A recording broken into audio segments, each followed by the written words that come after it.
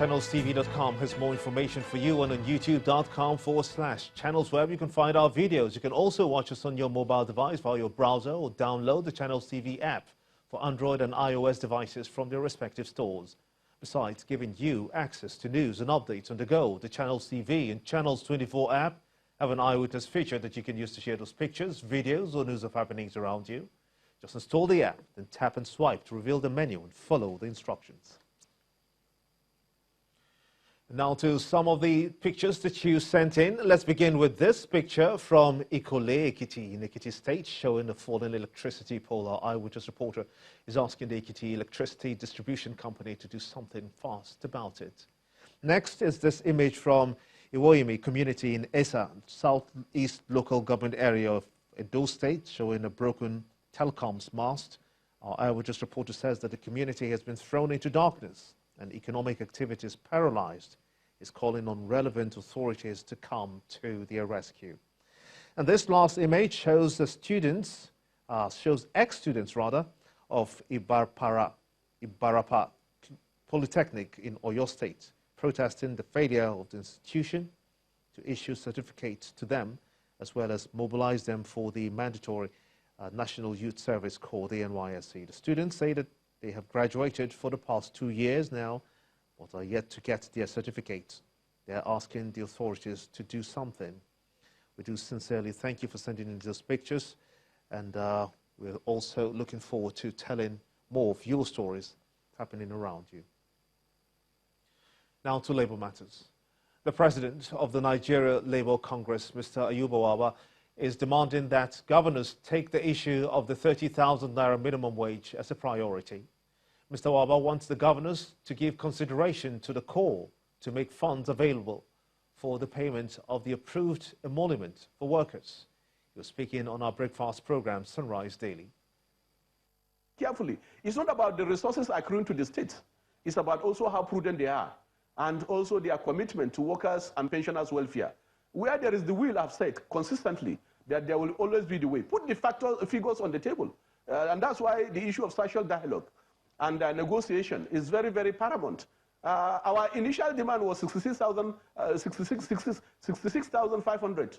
And that is just to bring back the value of 18,000 as of 2010. But when we look at the reality, and including the issue of ability to pay, across all the federating units and including the organized private sector, we then reach a compromise on the negotiating table to say that no, let us also be very considerate. Let us also make sure that all the component units can be able to implement, and that's how we agree on the figure of 30,000. All of us know that 30,000 is not something that certainly can take a worker home. The United Nations Women and Women in Business, WIMBIZ, wants the Nigerian government to pass a bill that will make it mandatory for equal participation of men and women in politics.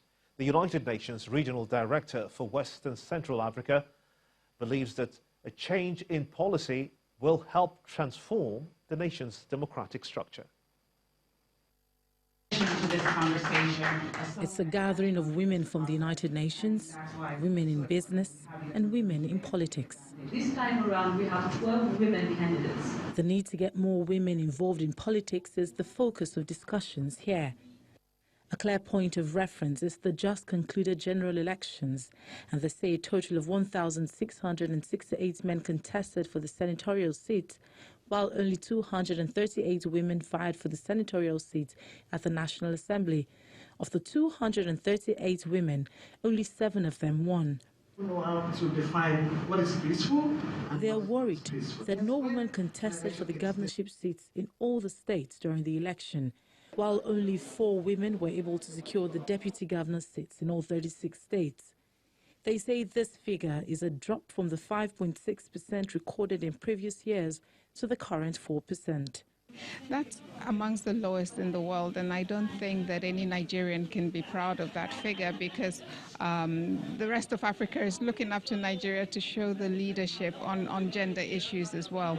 So I think in terms of Nigeria's own democracy, having more women with different experiences, bringing different issues and priorities to the table that affect the whole of the Nigerian population, Nigeria's democracy will be stronger and the development agenda will grow faster. for women to participate in the 2023 elections and win. A look at what led to the drop in participation of women in politics is important. Nigeria is actually a peculiar country. I think there are a lot of things that have grown over the years, from cultural, traditional limitations, the party politics itself, political party representation. I think finance has played a big role in disqualifying or limiting a number of women. They believe 3 things are needed for equality in politics to be achieved. One is policy. If I take the country that I'm from, Senegal, change happened through policy. A parity law saying that political parties to have their ballot accepted will have to have 50-50 on the list. The second issue we find in women political participation is about capacity. Women who are elected, who want to be elected, need to be handheld. Let's be honest about it. The third issue that we talk about all the time is financing.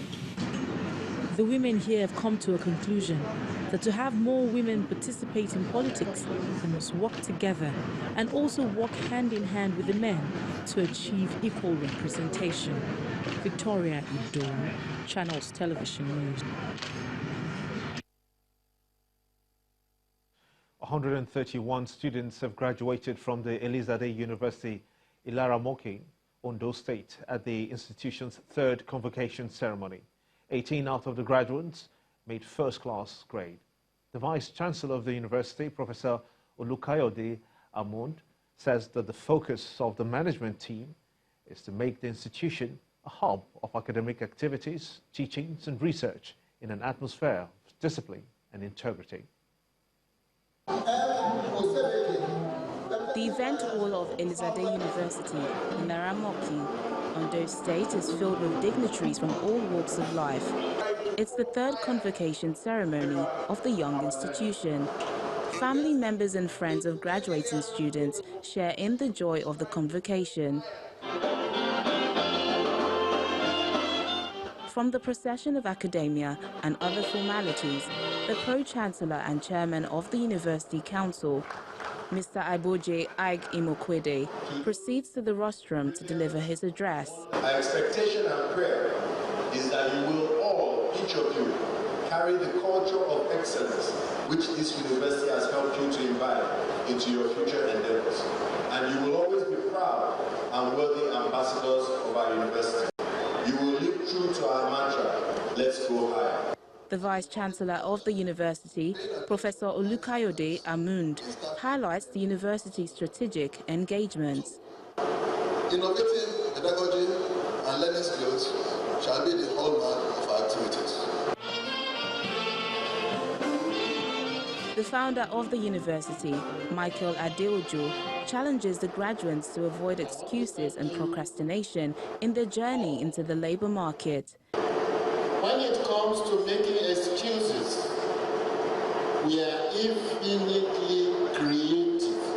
What if we channeled that creativity into finding solutions instead of finding excuses? Chief founder gives a sum of 5 million naira to support the business proposals of 2 of the graduates. This year will be giving 5 million naira to start their business together, and they call it Savvy Life Service. Out of the 131 graduating students, 25 are from the Faculty of Basic and Applied Sciences, 37 from the Faculty of Engineering, 13 from the Faculty of Humanities, while 56 students graduated from the Faculty of Social and Management Science. Way to go. You're watching the news at 10 on Channels Television, reaching you live from Lagos. Let's quickly shift our gears now, shall we, to our Abuja studios, where Ibrahim Adra is standing by to take us through a couple of more stories. Ibrahim. Many thanks indeed, Gimba. Now, the team leader for the expanded program on immunization at the World Health Organization, Dr. Fiona Braka, is calling for urgent action in the provision of funds for vaccines in the country. Dr. Braka explains that the recent outbreaks in vaccine-preventable diseases give reasons for concern. According to her, more commitment from government and donor agencies can help improve vaccine and immunization coverage. She was speaking at an event to mark the 2019 World Immunization Week with the theme, Protected Together, Vaccines Work. Recent outbreaks of vaccine-preventable diseases of measles, yellow fever, and circulating vaccine-derived polio virus are a painful reminder that more needs to be done. We must therefore invest in the everyday work of increasing routine immunization coverage to stop potential outbreaks in their tracks and improve the overall health of our children. Only by working together will we be protected together through collective action, and will we ensure that every child everywhere has a safer, healthier life through the power of vaccines. We all have a role to play as stakeholders to reach everyone in Nigeria. This is true at all levels. Parents can ensure that their children are vaccinated on time, every time, with the target that each child is expected to receive and be fully immunized. Now let's revisit the incidents of a few days ago where a family of 9 in Igbodigo in Okitipupa local government area of Ondo State was set ablaze in their house at night by a suspect named Deji Adenuga. And 5 of the victims were burnt to death, while the rest are still on danger list at the trauma center in Ondo town. Channel's television crew visited the community where residents are calling for justice.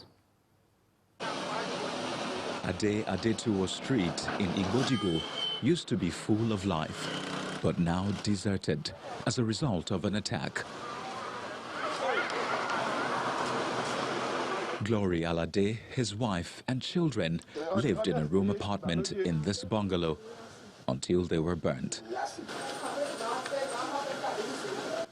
The suspected culprit, Deji Adenuga, was said to have forcefully removed the window, poured petrol on the occupants, and set them ablaze at about 2 a.m. while they were asleep. Adenuga, now at large, is said to be in a love affair with one Titi Shanumi, the younger sister of Alade's wife.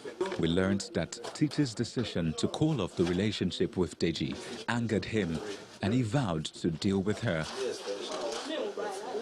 A resident of the street gives an account. The gate told the police he was no longer interested to follow the guy off because of the character that he has had from the boy. That the boy has killed the woman who has to be the customer to him. They killed the wife, killed the mother. Because of this event, she decided not to follow the boy. This lady is one of the co-tenants of the Alade family. I just hear fire, fire, fire. When I come out from my room, I see the lady, the people in that room, they are running out from the room. But we don't know at the incident they happen. But when they break, the policeman, they can't come. They arrest us yesterday. Since yesterday, I did it. They collect money. Now lawyer, I collect. The way I take it by myself. Lawyer. Police collect 30,000 naira. Let government find the man out. The man that caused this problem. May government find and come out. May our head come up for the problem. May we get peace of mind. We will need a police post around this place. The gruesome murder has left Igbodigo community bewildered and quiet. All they want is that the murderer is fished out and made to face the wrath of the law.